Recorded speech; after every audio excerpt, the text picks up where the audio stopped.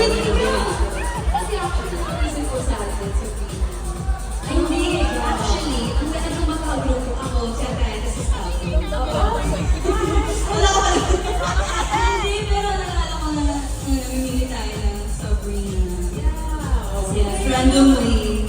Ang ganda kasi pakinggan ng songs ng Sabrina. Yeah.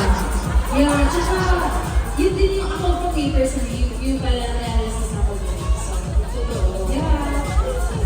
Please. Yeah.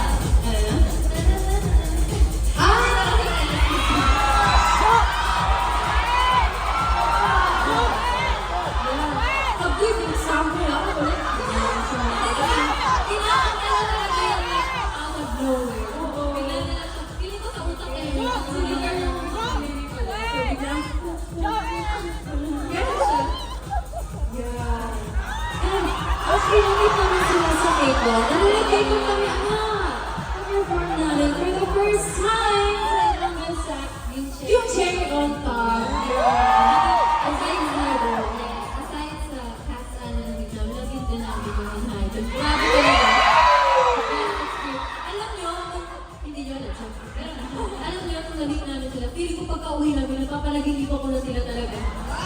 Ano mo ka na, Tishina, oh.